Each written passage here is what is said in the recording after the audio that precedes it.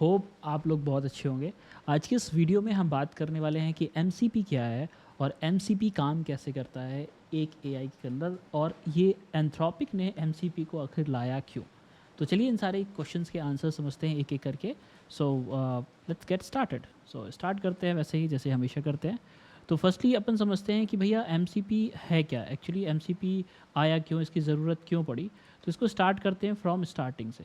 ठीक है, जब पहले एल एल एम आया ना, जब चैट जीपीटी लॉन्च हुआ या क्लॉडे लॉन्च हुआ, तो सबसे पहली चीज़ जो यूज़र के सामने जो प्रॉब्लम आई वो यही थी कि भैया देखो, हमें एलएलएम यूज़ क्यों करना है। हमें एलएलएम को जो एलएलएम का काम है वो क्या है कि हम कुछ भी क्वेश्चंस पूछते हैं उसका आंसर देना। लेकिन धीरे धीरे क्या हुआ कि आदमी को लगने लगा कि अगर ये एआई टूल हमें आंसर दे सकता है टेक्स्ट बेस में, तो क्यों ना हम इससे और चीज़ें करवा सकें जो हमारे काम की हों। तो इसी तरह से जीपीटी ने अपने जीपीटीज़ लॉन्च किए, और अलग अलग टूल्स ने अपने अलग अलग सिस्टम्स और टूल्स लॉन्च किए जो कि एलएलएम को हेल्प करता था डेटा को फेच करके आपको रेलेवेंट आंसर्स देने के लिए। परप्लेक्सिटी जैसे अगर आपने टूल देखा हो तो वो आपको सर्च में हेल्प करता है। तो एलएलएम मॉडल जो है, फाउंडेशन मॉडल जो है, उसके पास कोई कैपेबिलिटी नहीं है कि वो जाकर के इंटरनेट सर्च करे। उसका बस काम ये है कि आपकी भाषा को समझ करके आपको रिस्पॉन्स कर सके। तो अगर आप एलएलएम्स को समझते हैं, दैट मीन्स कि उसके पास कुछ नहीं है, that is a simple black box जिसके पास एक खूबियत है कि वो इंसान की भाषा को समझ करके आपको आंसर कर सके, दैट इज़ इट। उसके साथ जो भी टूलिंग की गई, उसके बाद टूल्स का आना स्टार्ट हुआ। तो आप देखें होंगे धीरे धीरे करके बहुत सारे टूल्स एलएलएम्स के अंदर आना स्टार्ट हो गए, और लोगों ने अलग अलग तरीके से एलएलएम्स में टूल्स ऐड करना स्टार्ट हो गया। जैसे जीपीटीज़ में बहुत सारे जीपीटीज़ मॉडल्स आ गए, और लोगों ने क्या किया, लोगों ने अपने डेटाबेस को कनेक्ट करना स्टार्ट कर दिया। लोगों ने रियल टाइम सर्च करना ऐड करना स्टार्ट किया कि भाई आप कुछ भी क्वेश्चन पूछोगे ऐसे वो आपको रियल टाइम आंसर देगा। फिर बोलने लगे कि भैया हम किसी भी थर्ड पार्टी टूल्स को इंटीग्रेट कर देंगे। फॉर एग्जाम्पल कि अगर आपने कोई सा सॉफ्टवेयर यूज़ कर रहे हैं, आप उसके लिए आप जीपीटी यूज़ कर लीजिए। कस्टम जीपीटी हमने कैनवा के लिए बनाया, फिग्मा के लिए बनाया, और अलग काइंड ऑफ टूल्स के लिए बनाया। तो दैट इज़ समथिंग कि लोगों ने ट्राई करना बनाना स्टार्ट कर दिया। अब इससे हुआ क्या कि लोगों की कैपेसिटीज़ तो बढ़ गई। अब हम बहुत अच्छी तरीके से एआई को और यूज़ करने लगे, उसके यूज़ केसेस बढ़ गए। लेकिन एलएलएम्स के साथ प्रॉब्लम होने लगी। प्रॉब्लम ये होने लगी कि सब कोई जब अपने अपने टूल्स यूज़ करते हैं ना, तो एक कोई सिंपल सा प्रोटोकॉल नहीं रहेगा, एक कोई सिंपल सी चीज़ नहीं रहेगी कि हम कैसे एलएलएम से इंटरेक्ट करेंगे। और इस तरह से जो चीज़ें हैं वो कॉम्प्लेक्स होती जाती हैं जब हम बड़े स्केल में काम करते हैं। इसलिए एंथ्रोपिक को लगा कि क्यों ना हम इसको एक प्रोटोकॉल के अंदर कन्वर्ट कर दें। प्रोटोकॉल कैसे? प्रोटोकॉल मतलब एक सिंपल सा एक स्ट्रेटेजिक रूल बना देते हैं कि भैया अब कुछ भी चीज़ आप बनाओगे ना, कोई भी टूल इंटीग्रेट करोगे, आप इसके तरीके से ऐड करोगे। तो हुआ क्या कि एंथ्रोपिक ने बोला कि भैया देखो, अभी तक आप क्या करते हो, आप टूल्स बनाते हो और टूल्स को आप किसी भी तरीके से ऐड करते रहते हो। तो मैं क्या करता हूँ कि आपको एक सिस्टम दे देता हूँ कि जिससे आप जो भी आप टूल बनाओगे ना, उसको एक सिंपल प्रोटोकॉल के अंदर बनाओ, जिसको हमने बोलता है एमसीपी। एमसीपी का मतलब है model context protocol. Simple model मतलब कोई भी एलएलएम मॉडल्स आप समझ सकते हो, चाहे जीपीटी मॉडल, ओपन एआई के कोई भी मॉडल्स हो सकते हैं, जेमिनी के हो सकते हैं, क्लाउड के हो सकते हैं, और बहुत सारे एआई मॉडल्स हो सकते हैं, ओपन सोर्स, क्लोज सोर्स, कुछ भी हो। और दूसरी चीज़ है कॉन्टेक्स्ट, और तीसरी चीज़ है प्रोटोकॉल। सिंपल सा मतलब है, कॉन्टेक्स्ट मतलब संदर्भ। सीधी सीधी बात करिए, कोई भी आप एआई से जब बात करते हो ना, तो उसको कॉन्टेक्स्ट की जरूरत पड़ती है। अगर मैं किसी भी एआई से कुछ भी पूछता हूँ, कि मैं अगर बोलता हूँ कि भाई व्हाट इज़ दिस फैन, तो फ़ैन के बारे में उसको कॉन्टेक्स्ट होना चाहिए कि मैं ये जो ऊपर पंखा चलता है उसकी बात कर रहा हूँ, कि I am asking for some fan, और किसी सेलिब्रिटी की बात हो रही है उसकी बात कर रहा हूँ। तो ये जब दोनों चीज़ें क्लियर होंगी तभी उसका आंसर मुझे सही सच मिलेगा। तो that is whole lot sense कि कॉन्टेक्स्ट के बिना एलएलएम काम नहीं कर सकता, क्योंकि एलएलएम का बस काम ये है कि आपको आंसर करना बेस्ड ऑन द इन्फॉर्मेशन जो उसके पास ऑलरेडी है। अब उसको ज़्यादा एनरिच, ज़्यादा सही करने के लिए हमको उसको कॉन्टेक्स्ट को अवेयर करना पड़ता है, राइट। तो हो गया मॉडल मतलब हमारे एलएलएम मॉडल्स, कॉन्टेक्स्ट मतलब संदर्भ, और प्रोटोकॉल मतलब एक सिस्टम हमने बना दिया, कि रूल्स बना दिए, सेट ऑफ रूल्स बना दिए कि भैया अब ऐसे ही काम करोगे। तो ये एलएलएम मॉडल्स आखिर काम करते कैसे करता है, तो चलिए अपन समझते हैं इनकी खुद की जो हमें एलएलएम मॉडल में एंथ्रोपिक ने जो हमें बताया है। तो एलएलएम का इन्होंने क्या किया कि भैया सीधा सीधा इन्होंने प्रोटोकॉल दे दिया। इसका मतलब क्या है? Model context protocol is an open standard that enables developers to build secure and two-way communication between their data and AI power tools. मतलब अब क्या है, सीधे सीधे कि आप एआई से किस तरह से कनेक्ट कर सकते हो एक स्टैंडर्ड प्रोटोकॉल के अंदर, वो चीज़ इन्होंने एकदम डिफाइन कर दी है। अब इन्होंने क्या किया, अभी इनिशियल डॉक्यूमेंटेशन नवंबर 2024 में लॉन्च किया था। अब इसके बाद हुआ क्या कि इन्होंने अपने अपने जो ओपन सोर्स रिपोजिटरी है और कैसे आप उसको एमसीपी को कनेक्ट कर सकते हो, ये सारी चीज़ों ने एक्सप्लेन करना स्टार्ट कर दी। उन्होंने एक डॉक्यूमेंटेशन के लिए एक गिटहब रिपोजिटरी दी है, जिसपे आप देख सकते हो कि उन्होंने मॉडल जो कॉन्टेक्स्ट प्रोटोकॉल है उसकी पूरी की पूरी एक वेबसाइट है, मॉडल कॉन्टेक्स्ट प्रोटोकॉल .io, इस पर आप जा सकते हो। और उस पे उन्होंने लिखा हुआ कि देखिए आप इतने सारे एमसीपी जो है अब तैयार हो चुके हैं, कैसे थर्ड पार्टी सर्वर्स के लिए भी बनाए जा चुके हैं और कैसे आप इनको इंटीग्रेट कर सकते हैं। और बहुत सारे यूज़ केसेस भी देख रहे हो कि बहुत सारे लोग एआई को अब यूज़ कर सकते हैं कि आप वो ब्लेंडर के अंदर बहुत अच्छे 3D ग्राफिक्स बना सकते हैं। लोग क्रोमा के अंदर कुछ बना रहे हैं, कुछ लोग डार्ट प्रोग्रामिंग लैंग्वेज के अंदर कुछ काम कर रहे हैं यूजिंग एआई। तो मतलब अब क्या हो गया, सिंपल एक मॉडर्न हो गया, अब सिंपल एक मीडियम हो गया जिससे एक सिस्टमेटिक तरीके से आप किसी भी टूल को इंटीग्रेट कर सकते हो।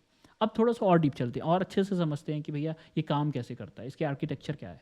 तो चलिए एग्जांपल से समझते हैं। तो अपन चलते हैं इनकी वेबसाइट पे और स्टार्ट करते हैं कि आखिर ये एमसीपी है क्या और इसका एसडीके काम कर सकता है।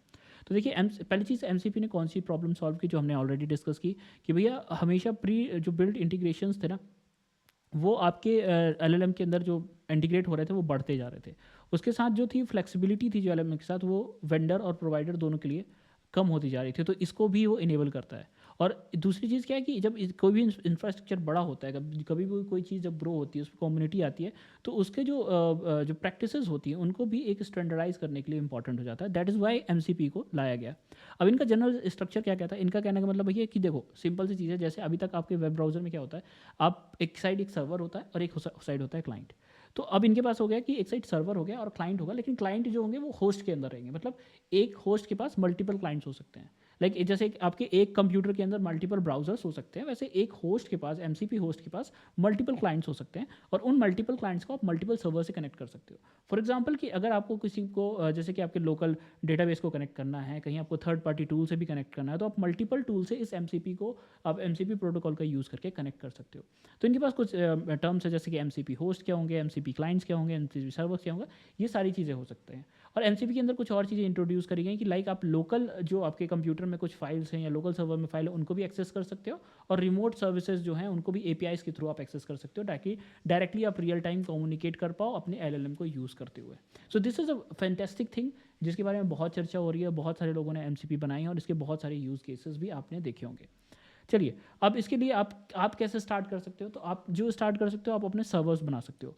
ठीक है, सर्वर्स बनाने के लिए सिंपल सी चीज़ है कि अगर आप जावास्क्रिप्ट यूज़ कर रहे हो तो आपको सिंपल इनके कुछ ऑलरेडी डिफाइन स्टेप्स दिए हुए हैं जिनको आप फॉलो कर सकते हो और अपना खुद का एक प्रोटोकॉल बना सकते हो। आप खुद के एक टूल बना सकते हो जिसको आप किसी भी सर्वर से कनेक्ट कर सकते हो। और सर्वर से नहीं, सॉरी, क्लाइंट से कनेक्ट कर सकते हो। अब क्लाइंट क्या है, क्लाइंट प्री डिफाइंड हो सकते हैं कोई से टूल, जैसे लाइक आप कर्सर यूज़ करते हो तो कर्सर में एमसीपी को कनेक्ट कर सकते हो। अगर आप गिटहब करते हो या फिर किसी भी तरीके से, तो आप वो भी कर सकते हो। तो अगर आपने अपने खुद के टूल में एमसीपी क्लाइंट को बनाना है तो आप उसको भी डिज़ाइन कर सकते हो। अगर आपको किसी एग्जिस्टिंग टूल के लिए अपने एमसीपी डिज़ाइन करना है, अपने खुद का सर्वर बनाना है जहाँ से आप अपने डेटा को होस्ट करना चाहते हो, तो वो भी कर सकते हो। और अगर आप चाहते हो कि नहीं, मेरे को बस एग्जिस्टिंग बनी हुई एमसीपीज़ को अपने किसी भी टूल्स के साथ कनेक्ट करना है, तो वो भी कर सकते हो। तो this is simple something like, जैसे कि अभी एपीआईज थी ना, कि आप कभी भी एपीआई को कहीं से भी यूज़ कर सकते हो, किसी वेबहुक से कनेक्ट कर सकते हो। तो एमसीपी इज समथिंग स्टैंडर्ड वे बन चुका है आपके एलएलएम्स को यूज़ करने के लिए। अब चलिए इसके कॉन्सेप्ट्स की बात करते हैं। तो इसका कोर आर्किटेक्चर जो हमने डिफाइन किया कि भैया देखो, इसमें होस्ट होंगे, क्लाइंट्स होंगे, सर्वर होंगे। एक होस्ट के पास मल्टीपल क्लाइंट्स हो सकते हैं, जैसे एक कंप्यूटर में मल्टीपल ब्राउजर्स हो सकते हैं। उनके बीच में एक ट्रांसपोर्ट लेयर होगी। ट्रांसपोर्ट लेयर एक स्टैंडर्ड लेयर, मतलब एक स्टैंडर्ड प्रोटोकॉल होगा कि जिसके माध्यम से ये लोग कम्युनिकेट करेंगे। ठीक है, उसके बारे में बात करेंगे। और फिर एमसीपी सर्वर्स होंगे कि उसकी जो भी आपको रियल टाइम में जो भी डेटा फेच करना है आपको किसी भी थर्ड पार्टी सर्वर से, आप उसको एमसीपी सर्वर के माध्यम से फेच कर सकते हैं। सिंपल। ठीक है, अब इसके बाद समझते हैं कि इनके जो कोर कंपोनेंट्स हैं वो कौन कौन से हैं। तो इनमें प्रोटोकॉल्स, क्लाइंट और सर्वर के हैं। सबसे इंपॉर्टेंट हो जाती है ट्रांसपोर्ट लेयर। ट्रांसपोर्ट लेयर मतलब कि ऐसी मान के चलिए कि जो इनके बीच में कम्युनिकेशन होगा ना, वो कैसे होगा। तो ये हमेशा एक इनपुट आउटपुट स्टैंडर्ड के माध्यम से चलता है। सिंपल सी चीज़ है कि वो आपको एक टेक्स्ट बेस में मैसेज करेंगे और आप उसको उसी मैनर पे रिस्पॉन्स कर देंगे। जैसे कि आपके एक टर्मिनल होता है ना, नॉर्मल स्टैंडर्ड आउटपुट इनपुट में चलता है। जैसे आपका कोई भी कंप्यूटर में जो कमांड लाइन टूल्स होते हैं, टर्मिनल्स होते हैं, उसमें आप जैसे भी कुछ भी कमांड्स लिखते हो, that is a simple kind of STDIO जो भी मीडियम है, उसके माध्यम से आप चला सकते हो। और ये सारे जो प्रोटोकॉल है, जो जितने भी ट्रांसपोर्ट होता है, वो जेसन आरपीसी माध्यम का यूज़ करता है। अब दिस इज समथिंग, अगर आप बहुत कॉम्प्लेक्स डीप नहीं जाना सकते, बस आप इतना याद रखिए जेसन आरपीसी का यूज़ करता है फॉर डूइंग द कम्युनिकेशन। तो मतलब सीधे सीधे जेसन फॉर्मेट में आपका डेटा इनपुट और आउटपुट में जाता है। अभी बेसिक आप जावास्क्रिप्ट डेवलपर हो तो इतना समझो। ठीक है, अब इसके बाद इसके लाइफ साइकिल्स क्या हैं, इसके आर्किटेक्चर में और कैसे काम करते हैं और हैंडलिंग कैसे काम करती है, इन्होंने सब कुछ दिया हुआ है। इंपॉर्टेंट चीज़ है प्रॉम्प्ट कॉन्टेक्स्ट। कॉन्टेक्स्ट में आपको जैसे रिसोर्सेज ऐड करने हैं, तो आप कैसे रिसोर्सेज ऐड कर सकते हो, फाइल कंटेंट ऐड कर सकते हो, डेटाबेस रिकॉर्ड ऐड कर सकते हो, एपीआईज कर सकते हो, लाइव्स। अभी तक क्या करते थे, आपको एक अलग से वेक्टर डेटाबेस यूज़ करना पड़ता था, फिर उसको आपको एम्बेडिंग के फॉर्म्स में एलएलएम में पास करना पड़ता था एंड देन यूज़ करते थे। अब एमसीपी सर्वर से आप इस लेयर को भी डिटैच कर सकते हो। आपने एक अलग से सर्वर बना लिया है और उस सर्वर में आपने सारी चीज़ें रख दी हैं कि भैया कभी भी हो तो ये डेटाबेस में रिक्वेस्ट मार के ये ले लेना और ये मेरे को इस तरह से दे देना। तो जब भी एलएलएम चाहे तब आपके सर्वर से इंफॉर्मेशंस मांग सकता है। That is a very important thing जो आपके एलएलएम को यूज़ करने के तरीके को आसान बना देता है। इसी तरह से प्रॉम्प्टिंग, आप प्रॉम्प्ट को कैसे आप रीयूज़ कर सकते हो, वो भी आप एमसीपी के माध्यम से कर सकते हो। आप अलग अलग टूल्स एंड फंक्शंस कॉल कर सकते हो कि भैया मेरे पास इतने लिस्ट ऑफ टूल्स है, आप एलएलएम जब चाहेगा उन टूल्स को कॉल कर सकता है यूजिंग एलएलएम से। और sampling is a new thing that इन्होंने इंट्रोड्यूस करी। सैम्पलिंग में ये होगा कि आपका जो क्लाइंट है ना, वो रिक्वेस्ट मार सकता है सर्वर को और बोल सकता है कि भैया देखो जब मेरे को ज़रूरत पड़े तब आप ये स्पेसिफिक चीज़ करना। तो ये एक एजेंटिक काइंड ऑफ बिहेवियर को बढ़ावा देगा और आने वाले टाइम पे इसका बहुत सारा यूज़ केस दिखेगा। अभी तो ऐसा कुछ भी मतलब मिला नहीं है कि कोई भी अभी ऐसे मेरे को टूल तो अभी नहीं मिले, हो सकता हो लेकिन मुझे अभी पर्टिकुलर नहीं मिले। और इसी तरह से इन्होंने रूट्स को भी इंट्रोड्यूस किया। रूट्स मतलब आप किसी भी स्पेसिफिक फाइल के लोकेशन को सेंड करके आप अपने सर्वर से वो इन्फॉर्मेशन को मंगा सकते हो। तो जो क्लाइंट सजेस्ट करेगा कि भैया आपको इस स्पेसिफिक काइंड ऑफ चीज़ों को मेरे को ला के देना, तो वो भी कर सकते हो। तो this is something advance kind of terms. अब लेकिन आपको जो इंपॉर्टेंट चीज़ है कि आप रिसोर्स, प्रॉम्प्ट्स एंड टूल्स को बहुत अच्छी तरह यूज़ कर सकते हो और आपको बस इनको क्या करना है, फॉलो करते जाना है। अगर आप अभी कुछ बनाना नहीं चाहते that is okay, just get to know कि एक कोई चीज़ है जो एआई के अंदर आ रही है और आपको इसके बारे में अपडेटेड रहना चाहिए। This is it in this video, hope you have like it. और फिर मिलते हैं किसी अगले वीडियो में, डिस्कस करेंगे एआई और उनके इम्प्लीमेंटेशन के बारे में। Thank you.